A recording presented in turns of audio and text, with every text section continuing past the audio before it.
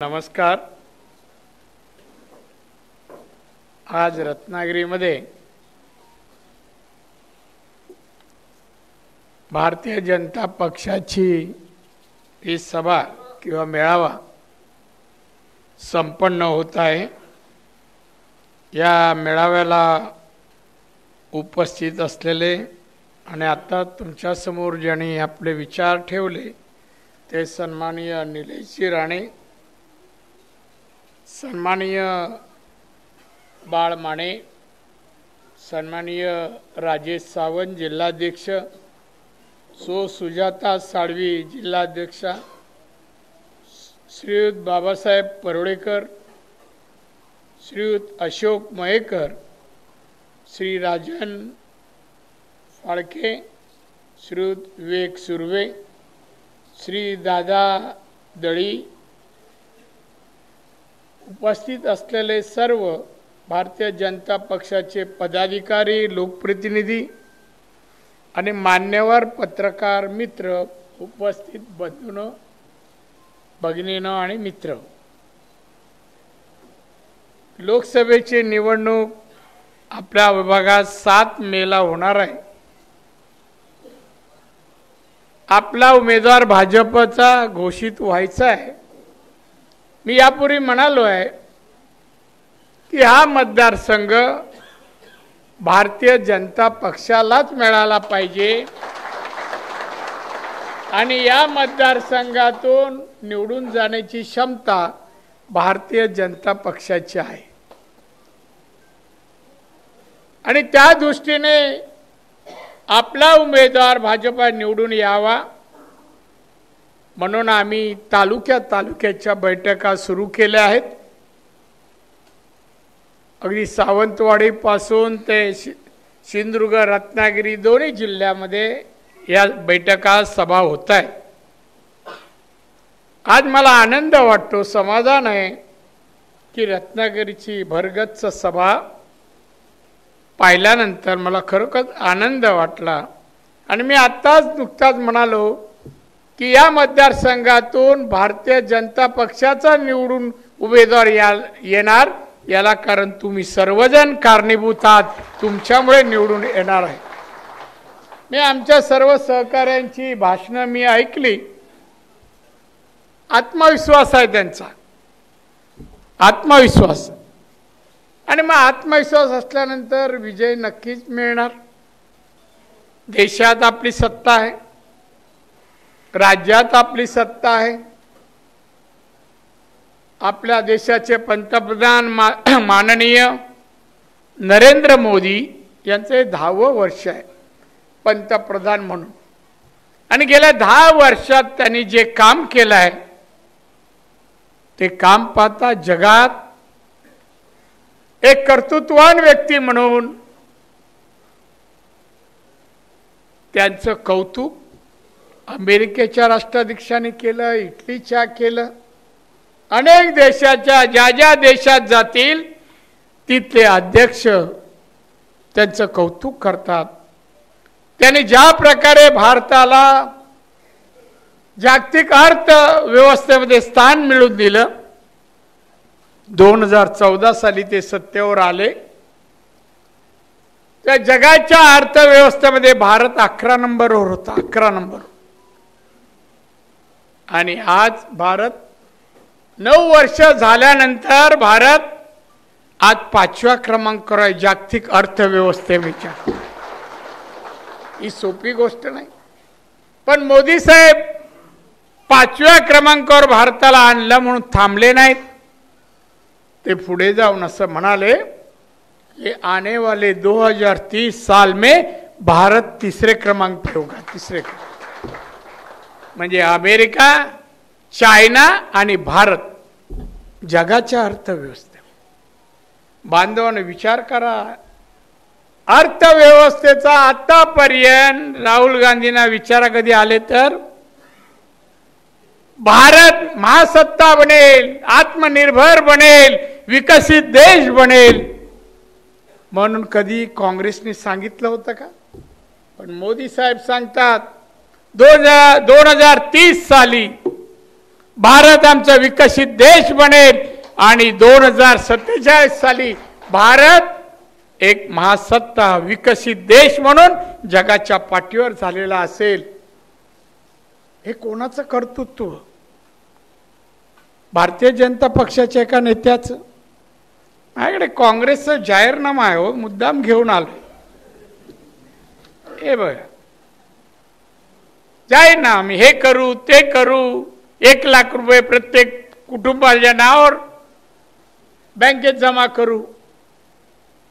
अरे मग एवढ्या वर्ष सत्ता होती, 65 वर्ष 66 वर्ष देशात 10,000 का नाही जमा केले, 50,000 का जमा केले नाही, आणि आता म्हणतात आमची सत्ता आली 1 लाख जमा करू, हे फुकट देऊ ते फुकट देऊ. येऊ शकते का? वनवन भटकतो देशात आणि वाटेल ते बोलतो आणि वाटेल ते तोंड घालतो. मी युट्यूबवर पाहिलं किती खासदार आहेत त्याचे. काँग्रेसचे 50. विरोधी पक्ष नेता तरी आहे का? त्यांचा गटनेता आहे, विरोधी पक्ष नेता नाही.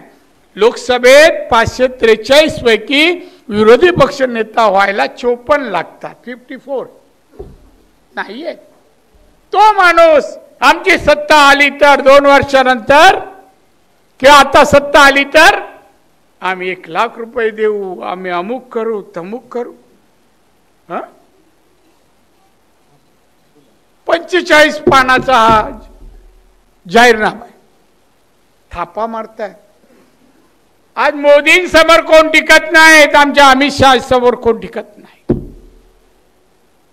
म्हणे हे हुकुमशाही आहे.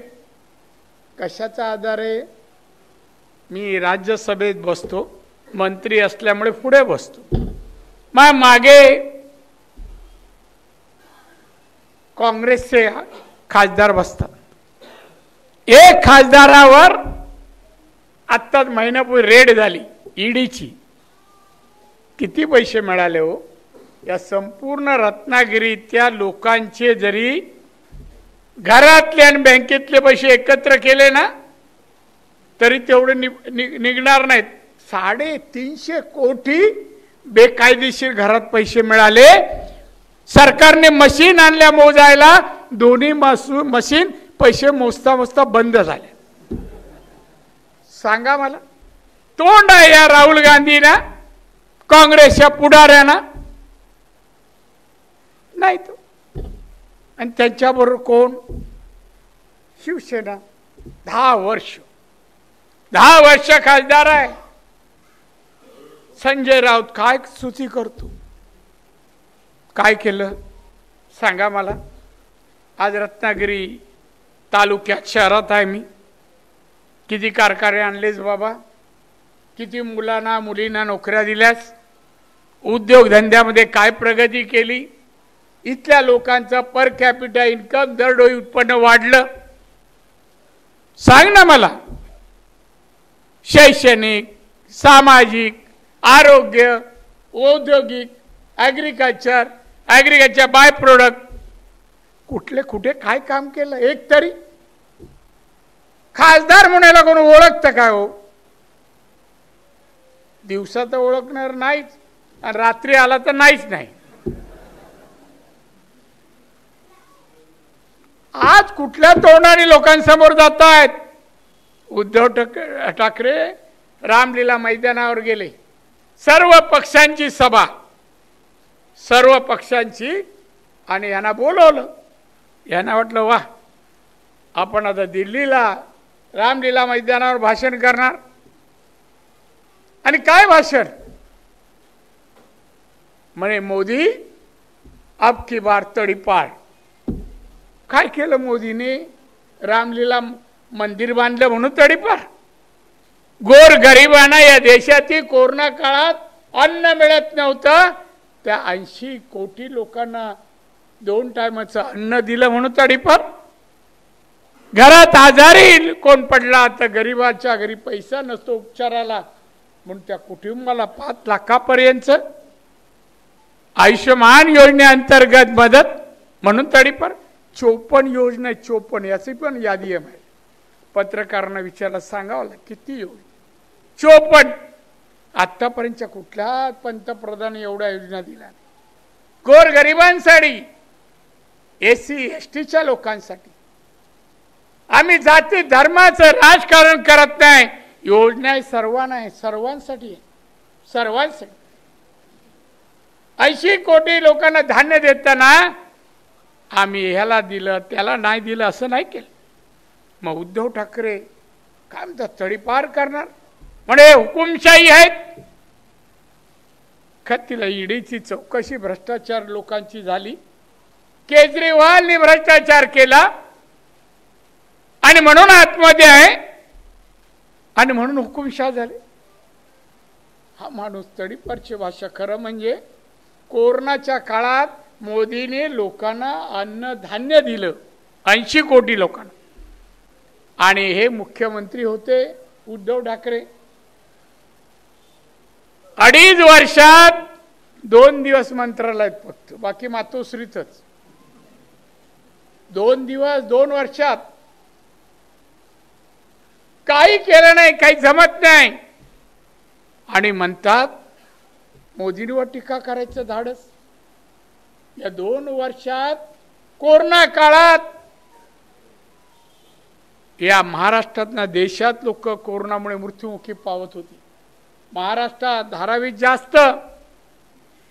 तेव्हा औषधं खरेदी झाली, इंजेक्शन खरेदी झाली, त्याच्यात भ्रष्टाचार या मुख्यमंत्र्यांनी याच्या मुलांनी भ्रष्टाचार 15% त्यांनी घेतले. भ्रष्टाचार चौकशी सुरू आहे. तोंड आहे ना प्रचार करायला. अरे औषधात पैसे, माणसं मरतायत, त्यांना दारात उभे करू नका, जिल्ह्यात नाही तालुक्यात उभे करू नका. आमच्या कोकणाने शिवसेनेला आधार. मी 1966चा शिवसैनिक होतो. मुंबईत राहायचो. शिवसेना निघाली, 15 वर्षाचा होतो. मराठी माणसाच्या न्यायासाठी आम्हाला कळत नव्हतं, काय नव्हतं. आम्ही आपलं गेलो. त्या 2 रुपये पण नव्हते, दुसरे उसने घेतले. आणि मला 15 वर्षाचा असल्यामुळे मला रसीद, मी मेंबर होऊ शकत नाही म्हणून उंच सारख्या एका मित्राला बोललो, हे 2 रुपये घे, या क्लासमध्ये जा, नाव तुझं नारायण राणे आणि जी पावती देतील घे. असा मी सैनिक तेव्हा झाला.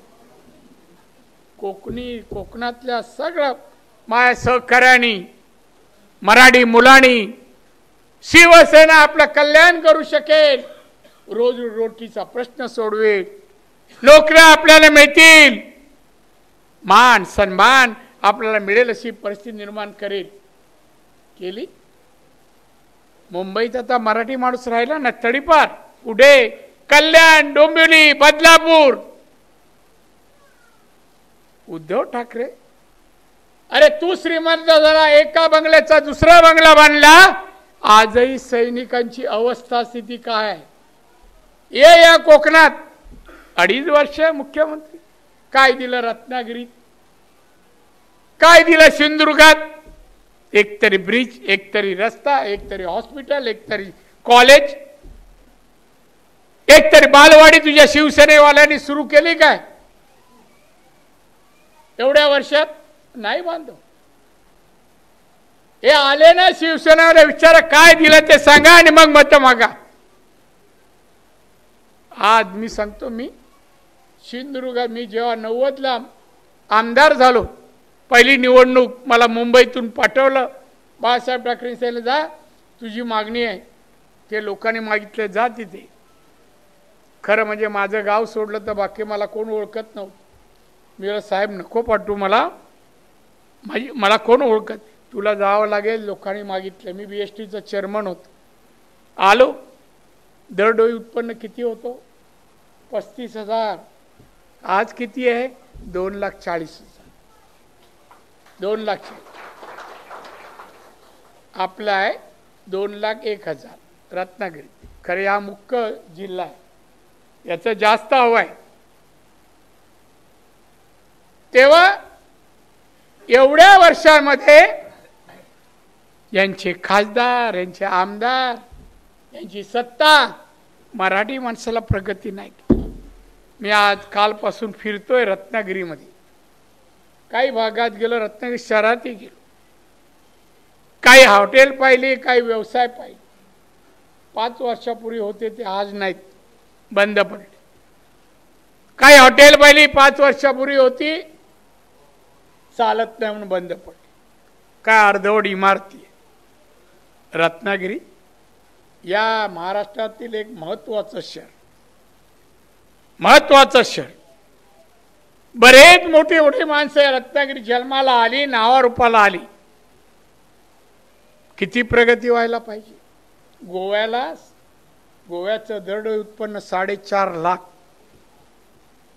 सिक्कीमचं दरडोई उत्पन्न 4,05,000, तामिळनाडूमध्ये 3.5 लाख. मग हे का करू शकत नाही? नाही कोण.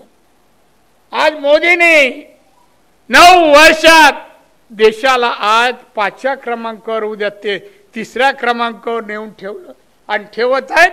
सुरक्षा देशाच्या, आपल्या देशाचे बॉर्डर जे आहे, चायना पाकिस्तान असे सभोवतारी कोणाची हिंमत आहे वाकड्या नजरेने पाहायची? परवाच आमचे पंतप्रधान म्हणाले, संरक्षण मंत्री म्हणाले, जर तुम्ही आम्हाला कुठली कारवाई, दहशतवादी कारवाई आमच्या भारतात कराल तर आम्ही तिथे घुसून त्यांना मारल्याशिवाय राहणार नाही. असे पंतप्रधान पाहिजे हो. असे आपले पंतप्रधान आहेत. आज सर्व थराती, सर्व जाती धर्माचे लोक का म्हणतात आम्ही भारतात सुरक्षित आहोत, आम्ही भारतात सुखी आहोत? आमचे पंतप्रधान सक्षम आहेत, कर्तृत्ववान आहेत. हा अभिमान आम्हाला आहे. आणि हा रामलीला मैदान, मोदी का तडीपार आम्ही करू. कधी कसं करणार बाबा? मोदींनी गुन्हा केला नाही, तू औषधामध्ये पैसे खाल्ले, तुझी तडीपारची वेळ आली आता. हा पहा तुम्ही, केजरीवाल गेल्याचं ह्याला दुःख आहे. केजरीवाल का त्यांनी करप्शन केलं आणि ह्या औषधाने उद्या जर केजरीवाल बरोबर सोबतीला हा गेला, आश्चर्य वाटायचं काय कारण नाही. कारण आणि म्हणून बांधवांनो, मला तुम्हाला सांगा असं वाटतं, चला परिवर्तन करूया. मोदी आपल्या देशाला प्रगतीकडे नेत आहेत, महासत्तेकडे नेत आहेत, विकसित भारत बनवत आहेत. त्यांना साथ करायला मोदींनी एक घोषणा केली आहे, अब की बार 400 पार. 400 पार. मग 400 पार मध्ये तुमच्या हक्काचा, तुमच्यावर प्रेम असलेला, तुमच्यासाठी काय करून दाखवणारा खासदार असायला पाहिजे ना. खासदार असायला. टाळ्या ना अशा वाजतात, तिकडे वाजत नाही.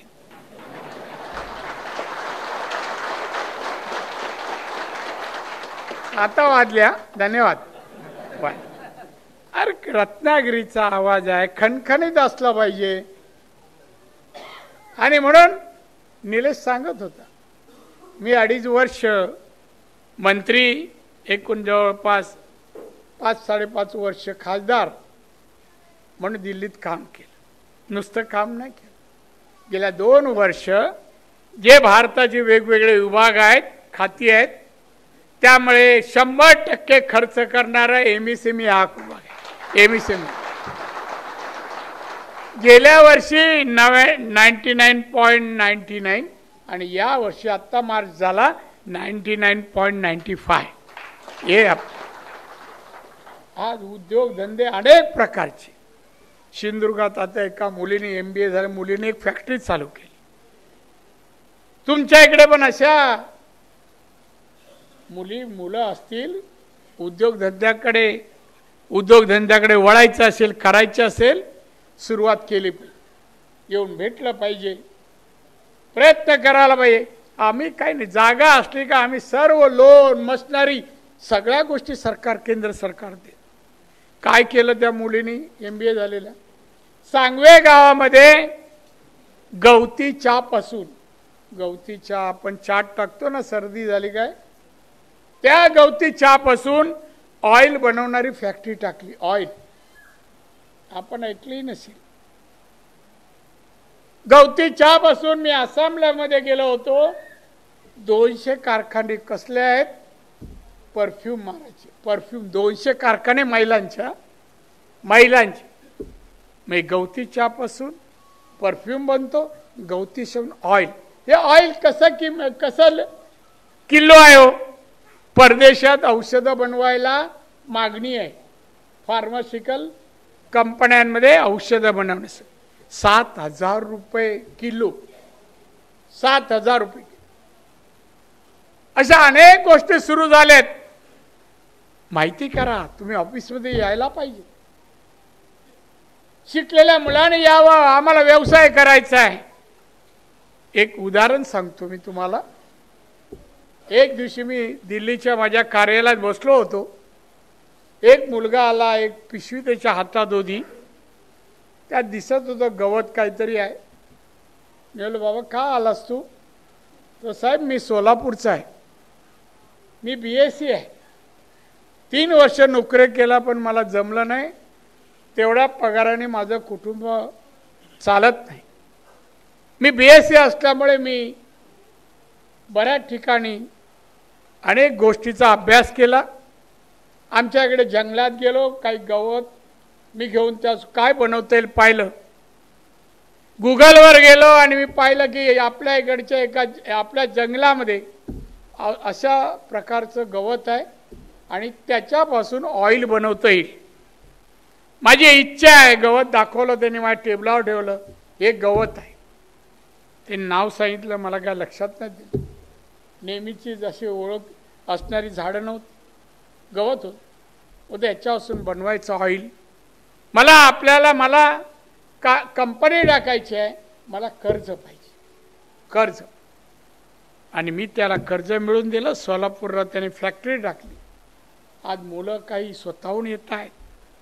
उद्योगामध्ये आज हजारात असेल, उद्या लाखामध्ये, करोडोमध्ये प्रगती होऊ शकते. आज आपल्या इकडच्या मुलींनी नोकरीपेक्षा व्यवसायाकडे वळला. आज आपला देश प्रगती जो करतोय त्या प्रगतीमध्ये कोणती राज्य पुढे आहेत? 1 नंबरला तामिळनाडू आहे. उद्योगधंद्यामध्ये आघाडीवर. 2ला गुजरात आहे. 3ला राजस्थान. 4 नंबरला महाराष्ट्र आहे. पण त्यामध्ये आपला कोकण असला पाहिजे. कोकणाला कोणी का अग्रीमेंट केली नाही. फक्त नोकऱ्याच करा. व्यवसाय करा. सगळ्या प्रकारचे व्यवसाय करा. सगळ्या प्रकार. मी सिंधुदुर्गात एक टेक्निकल सेंटर सुरू केलं. पुढच्या वेळेला इकडे इंजिनिअरिंग आणि फूड प्रोसेसिंगचं प्रशिक्षण देणारं सेंटर. 200 कोटी. आपल्या इकडे एवढे. आता पाहिजे मी फिरत होतो. आंबे दिसत आहेत. आंब्यापासून अनेक उत्पादनं काढता यायला पाहिजे. आणि मार्केटिंग केलं पाहिजे. परदेशातही पाठवलं पाहिजे. पैसा मिळवायचा तर असा मिळवला. आणि त्याचं शिक्षण देण्यासाठी मी ते प्रशिक्षण वर्ग आता काम सुरू झालं आहे. वर्षभरात ते सुरू होईल. सिंधुदुर्गाचा शेवटचा तालुका दोडा मार्ग आहे आणि त्याच्या बाजूला विमानतळ गोव्याचा आलाय मोफा. तिथे 1000 एकरवर हॉस्पिटलमध्ये लागणाऱ्या मशिनरी, एक्सरे, MRI सगळ्या त्या तिकडे बनाव्यात. असे 500 कारखाने आणण्याचे माझे प्रयत्न आहेत. 500. आपल्या दोन्ही जिल्ह्यात बेकारी राहू नये. चांगलं सुखी समाधानी जीवन माझ्या नागरिकांना मिळावं. मी त्यांचा लोकप्रतिनिधी आहे. हे मी त्यांना देणं माझं कर्तव्य आहे समजून काम करणाऱ्यापैकी मी एक आहे. काम कर. बांधवनो, तुमच्या सर्वांच्या कृपेने, आशीर्वादाने माझ्या जीवनात मला भरपूर पदं मिळाली. न मागता मिळाली. हे 10वं पद आहे. महाराष्ट्राचा मुख्यमंत्री, अनेक वर्ष मंत्री, 30-35 वर्ष मी मंत्री महाराष्ट्रात आणि मग आता दिल्लीत. तुम्ही काम बघा. कुठेही थांबलो नाही. लोकांची प्रगती व्हायला असेल तर कोणत्या मार्गाने होईल याचा अभ्यास करून आपण सुरू केलं. आज फणसाचा घर आपण त्याची पावडर बनवली आणि ती पावडर जर आपल्या पोटात गेली, कोणत्याही रूपाने आपण खाल्ली तर डायबिटीज बरं होतं. फ्रान्सने याचा शोध लावला. हा फ्रान्सचे एजंट आपल्याकडे फिरतायत. आम्हाला ते फणसाचे गरे म्हणतो ना, त्याच्या आतली गोटीसारखी असती ती विकत घ्यायला फिरतायत आपल्याकडे. त्याचं पीठ करून ते घेऊन जाणार. कोकमाची बी जर्मनीमध्ये मागणी आहे औषधाला, पावडरची. आता नवीन तुम्हाला सांगतो, अजून एक सोलापूरची काही मुलं आली होती. चिंचची झाड फांदी आणली होती, वर चिंच लागली. मला माहित नव्हतं तिथपर्यंत चिंचेच्या बियाला काय एवढं डिमांड. मी म्हणलं का रे बाबा, का आणल्या त्या, ही फांदी का आणली? म्हणजे साहेब आम्ही आता आंबे, काजू, नारळ वगैरे लावत नाही सोलापुरात. आम्ही सगळे तरुण आहोत, 8-10 जण होते. आम्ही चिंच लावायला लागलो. चिंचेची काळी बी आणि त्याच्या आतमध्ये सफेद भाग आहे ना, त्याची पावडर करतोय आणि फार्मास्युटिकल कंपन्यांना आम्ही विकतोय. फार मागणी आहे आणि म्हणून आम्ही लागवड आता चिंचेची पहा निसर्गात फार आहे. आपण शोधला नाही, आपण अभ्यास केला नाही. किती प्रकारचं आज आपल्या निसर्गामध्ये औषधी वनस्पती आहेत. सिंधुदुर्गात आता आयुष येत आहे, आयुर्वेदिक कॉलेज येत आहे, आयुष्य सेंट्रल गव्हर्नमेंट. का या खासदाराने मी हे 2.5 वर्षात एवढ्या सगळ्या गोष्टी आणल्या, याने एक तरी का नाही आणलं? तुम्ही हॉस्पिटल जाऊन बघा, हॉस्पिटल जाऊन, मेडिकल कॉलेज जाऊन बघा. शिवसेनेवाल्यांनी एक मेडिकल कॉलेज, एखादं हॉस्पिटल, एखादं कॉलेज, शाळा, काय एक नाही. फक्त पैसे आणि कमाई. टोल नाका या राऊताने अर्ज केले की मला मिळाला पाहिजे, मग निलेशने बंद पाडलं. नाही, सर्वसामान्य माणसाला मिळू दे तुझा अर्ज. आम्ही टोल बंदच करून टाकला.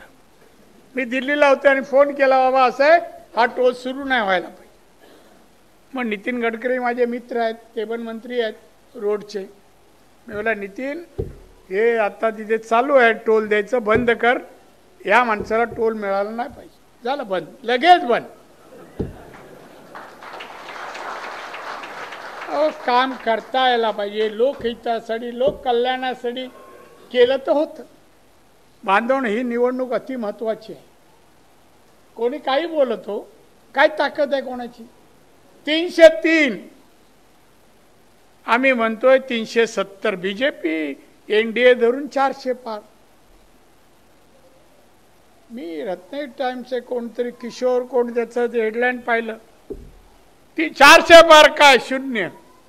अरे चांगलं काय, कोणाला विश करा, कौतुक करा, नाही तर म्हणा बघूया कसे 400 आणतात ते.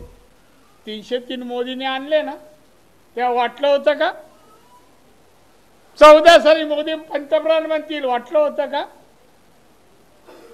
मग कशाला अपशगुन करता?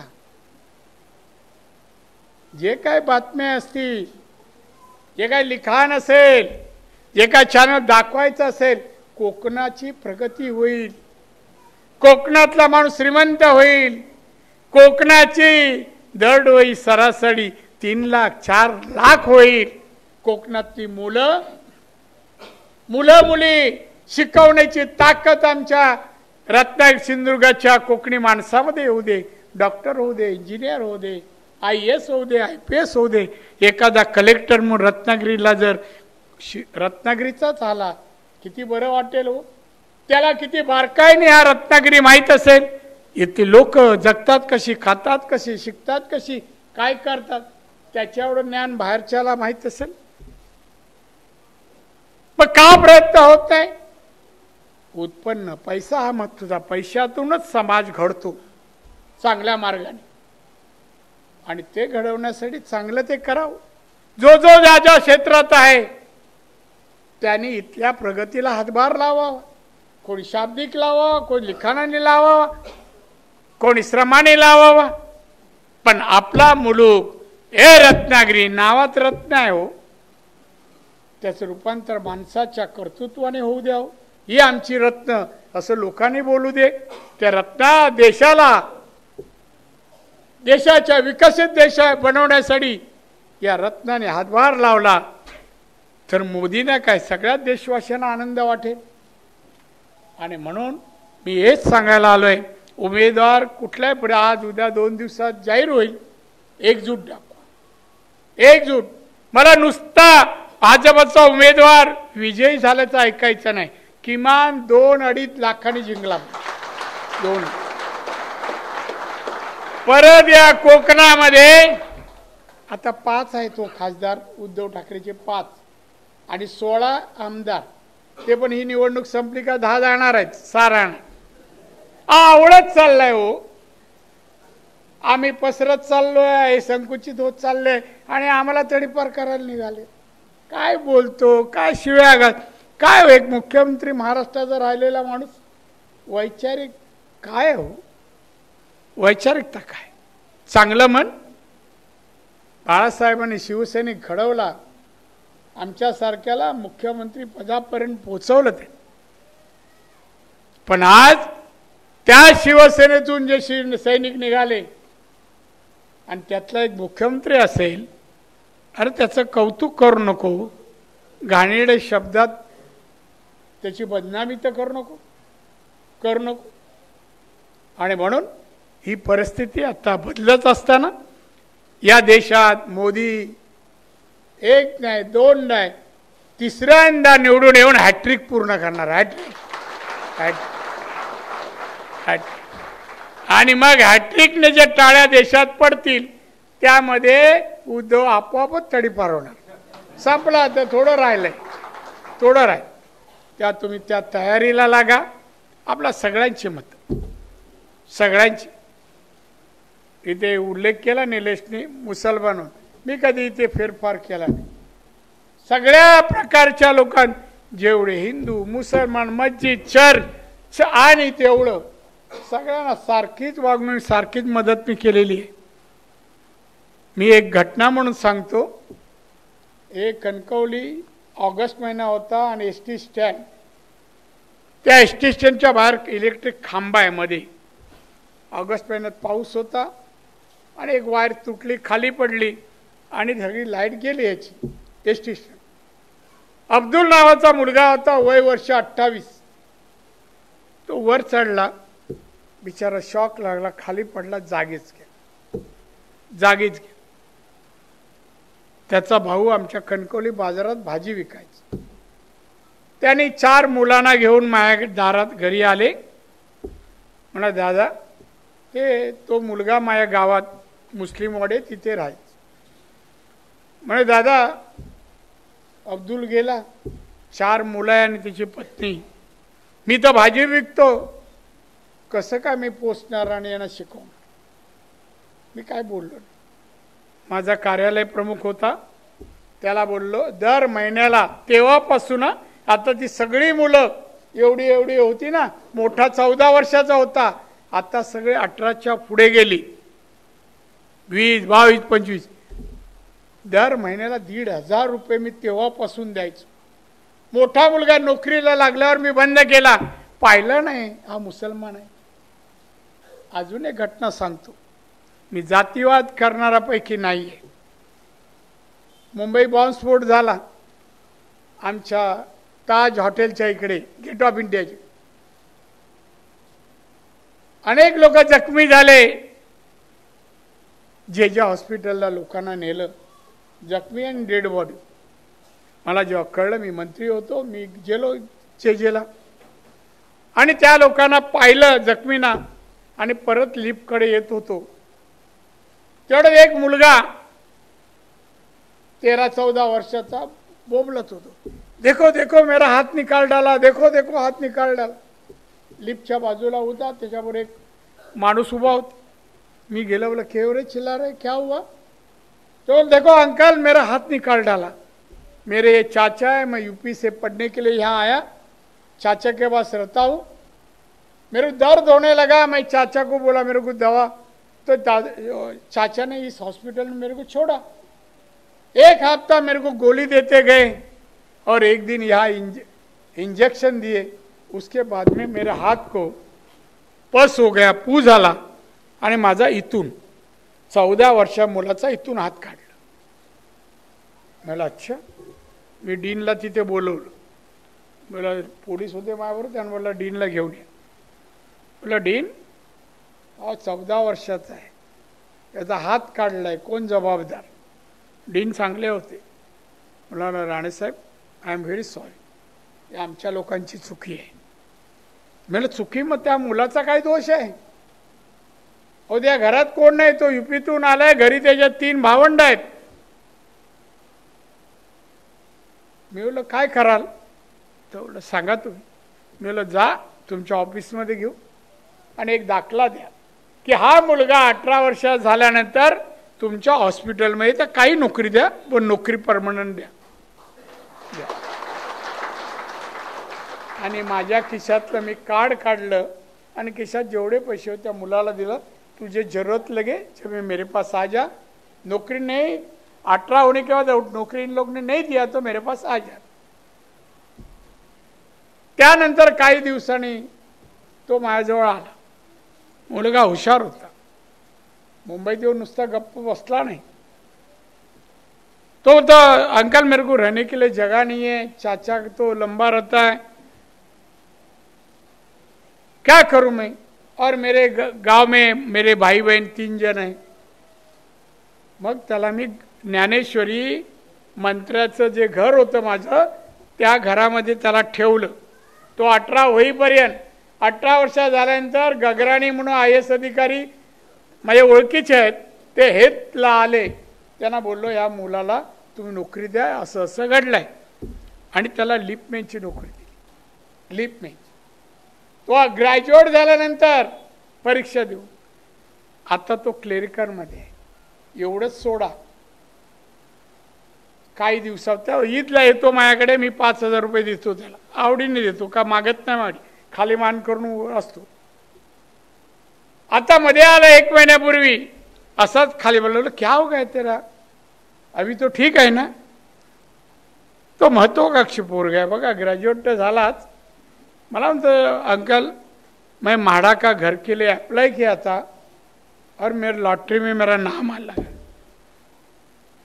मुझे कहा गया कि 5 लाख लगे दो, बाद में ये लोन पास करके आपको घर दिया जाएगा. तो अंकल मेरे पास 5 लाख तो नहीं है. कोण विनायकच्या घरी कोणाला पाठवावं 5-10 रुपये मागायला? उद्धव ठाकरेच्या मातोश्रीत पाठवा, आतमध्ये घेतलं तर मी काही हरे. कोणाला आतापर्यंत पैसे, वनवे आहे मातोश्री, वनवे आव करा, बाहेर नाही. आमच्या ठाण्याच्या भाजपच्या आमदार माझ्या घरात बसले होते आणि 1-2 आमदार होते, सकाळी भेटायला आले. बोलो क्या, नाही मैं आया हो. बोला ठीक आहे, मी मिसेस सांगितलं याला 5 लाख रुपये दे. ते हैराण झाले सगळे, बोलते दादा तुम्ही. मला प्रश्न तिथे कोण आहे त्याचा नाही आहे, त्याची गरज. आज एक निराधार मुलगा, त्याला नोकरी, त्याला घर, लग्न केलं, एक छोटासा मुलगा. हे मी का सांगितलं, कोणाला खुश करण्यासाठी नाही. अशा अनेक मुलांना मी आणले. आता यावेळेला माझा एक पिया आला नाही. पिये म्हणजे बरोबर असतो, जसं सावंत आहे तसा तो सुरेन म्हणून मुलगा आहे, कांचा आम्ही म्हणतो, नेपाळी. तो एका धाब्यावर असा मला भेटला. मला बोलला चाचा मैं आपके साथ आऊ क्या. मी नगरच्या कुठल्या तरी रस्त्यावर चहा प्यायला थांबलो. मैंने तू कहाँ आएगा मेरे साथ, को कहाँ से है? मैं नेपाल से भाग के आया हूँ, मगर अभी खाने का भी मौत है, मैं आपके गाड़ी में बैठू क्या. काय माझ्या मनात आलं, बोललो ते लास्टच्या गाडीत बस चल. मग त्याला मी मुंबईत आणलं. मुंबईत माझ्या एका व्यवसायाच्याकडे ठेवलं. आता तो माझ्या इथे दिल्ली सगळे बरोबर असतो. आणि त्याला काय, या सावनला वळीला पक्क घर आहे. माझ्या एकही पियेला घर नाही मुंबईत, असं एकही नाही, एकही. हे काम विधायक आहे, सामाजिक आहे. आम्हाला हे पद मिळालंय ना, हे मला मिरवायला नाहीये. मी मंत्री आहे, मी कधी कोणा सांगितलं मी साहेब आहे, कार्य नाही, साहेब नाही, मी सेवक आहे. माझं काम आहे मला पदाचा वापर गोर गरिबांना सर्वसामान्यांना करावा हा माझा धर्म मानतो आणि तसं मी काम करतो. चला आपण हे रत्नागिरी सिंधुदुर्ग जसा आज तुम्ही जाओ आणि एखादा गरीब कुठे सापडतो का बघावं ज्याला खायला अन्न नाही. आता 101 कुपोषित बालकं माझ्या त्या जिल्ह्यात आहेत. 101 कुटुंबांना मधाच्या पेटीची योजना आणि अगरबत्ती स्कीम ते 101 घरांना देतो. 101 घरांना उद्योग देतोय. म्हणजे एकही माणूस एकही मुलगा कुपोषित राहणार नाही. हे आम्ही करू शकतो. बाकीचे लोकप्रतिनिधी इथे पण तुमच्या राजापूरला पण आमदार आहेत, सगळे चौकशीत गुंतलेत. जाऊ दे आपण परिवर्तन करू. मी एक सांगतो, बीजेपीचा इथे खासदार निवडून आला तर आपण रत्नागिरी समृद्ध सुखी समाधानी समाज करण्यासाठी आपण 2 वर्ष 2.5 वर्षात परिवर्तन केल्याशिवाय राहणार नाही एवढं तुम्हाला आश्वासन देतो. आज आलो परत येणार नाही असं नाही. आज सुरुवात आहे. येऊ ना परत आम्ही परत येत राहणार. तशी रत्नागिरी माझी सासरवाडी पण आहे. तुम्हाला भेटणार. पण तुम्हाला एक सांगतो, एकही मत सोडू नका. मोदी देशाच्या लोकांचं कल्याण करतायत तर अशा माणसाला तिसऱ्यांदा बसवण्यासाठी तुम्ही प्रत्येक मत त्यांच्या पारड्यात पडेल आणि ते हॅट्रिक करतील अशा जोगं अशासारखं काम करावं आणि ते कराल अशी आशा व्यक्त करतो. माझं फार विश्वास आहे तुमच्यावर. विश्वास आहे की रत्नागिरीचे लोक निष्ठावान आहे, प्रामाणिक आहेत आणि एखादी गोष्ट मनावर घेतली तर यशस्वी करतात. हा माझा अनुभव. यशस्वी कराल असे या ठिकाणी मी आशा व्यक्त करतो आणि मी इथेच थांबतो. जय हिंद, जय महाराष्ट्र.